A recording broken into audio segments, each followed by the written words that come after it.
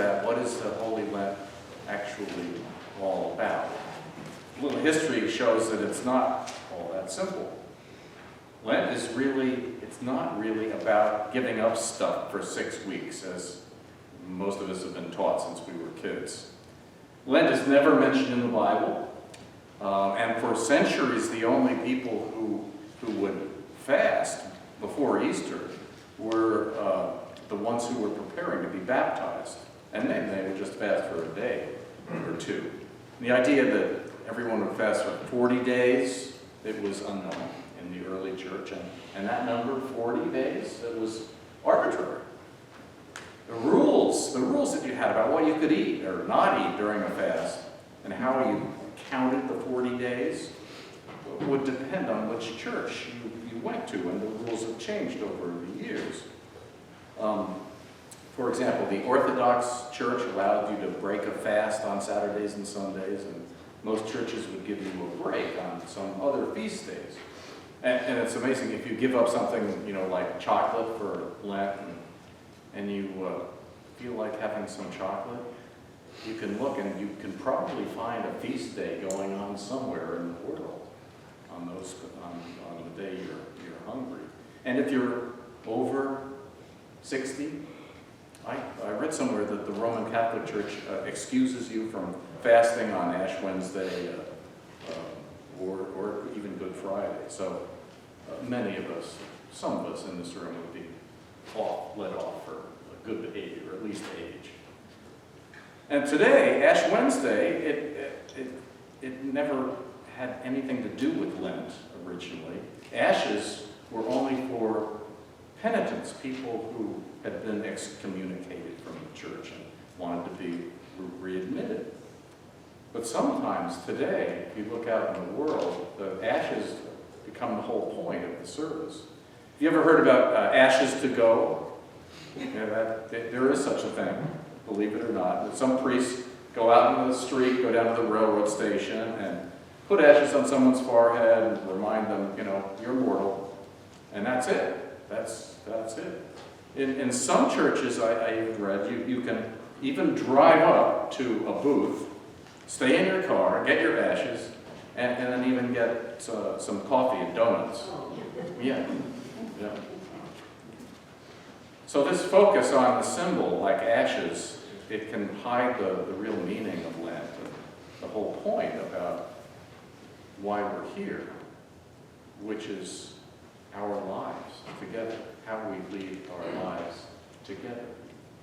It's not that the customs that we observe at Lent or Ash Wednesday are wrong or unimportant. Customs are important, but they shouldn't be taken as more than the symbols that they are.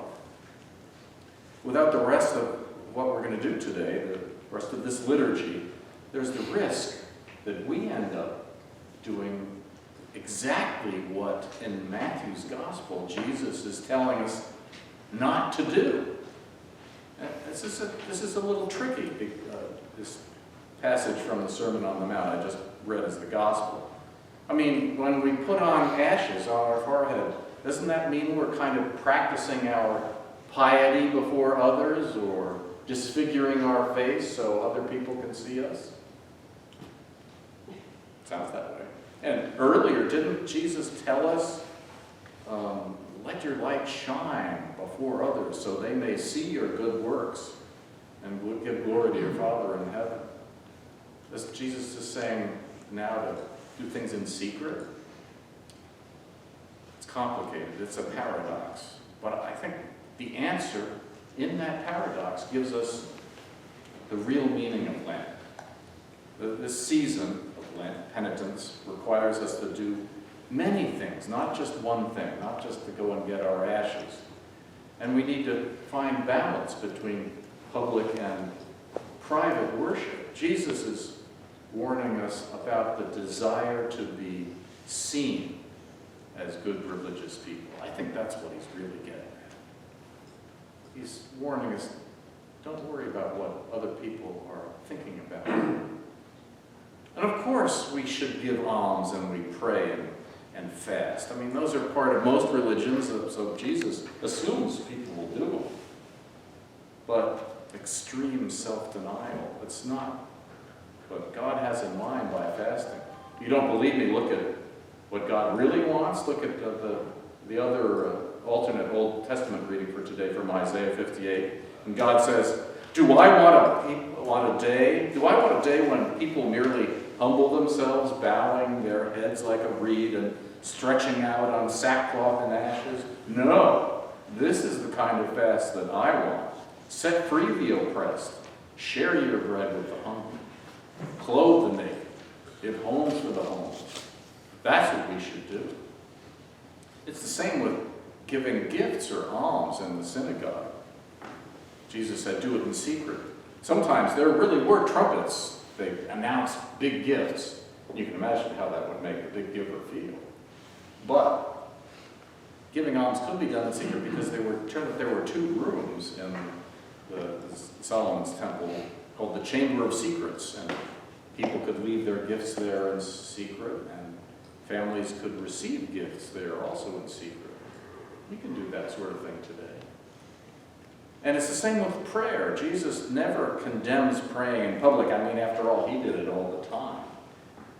But we also need to pray secretly to God who is in secret. And God is in secret because God's nature is not something we can ever really understand or let alone control. Instead, our secret prayer in Lent has to be how we can restore our individual relationships with God. That's what our job is Lent. Our own hearts and minds and souls becoming in touch with God's. And people who think that just going to church, public piety is how we get to heaven, they're deceiving themselves. Instead of a deeper relationship with God, sometimes we're trying to be seen by other people doing these things that Jesus talks about. We're building up the treasure of the earth, which will not last. The treasure in heaven, that's going to come through us, not through our public good deeds, but by God's grace alone. And God's grace can work in our lives every day when we use Lent to balance and to settle our lives right down. When we take this time to reflect, pray by ourselves, meditate, and then come together and support each other, feed the hungry, and give alms to the poor. And we need to do all of these things, not for our sake alone, but for the sake of the one who brought us here in the first place, Jesus. And this grace of God's brings us together, is available for us right now. That's what Paul just told the Corinthians. Now is the acceptable time. Now is the day of salvation. God's love for us will always be here. God's gifts for us are always here, even in Lent, even when we give up stuff. May God continue to bless us through this Lenten tide and in our journeys of meditation and prayer, alone and together, now